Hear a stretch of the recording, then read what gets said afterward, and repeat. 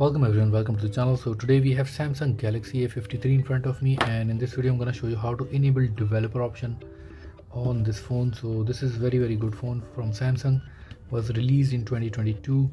Dual SIM card, 4 GB of RAM and 128 GB of storage. So how to enable developer option, we can get into the settings. End of the settings you will find about device.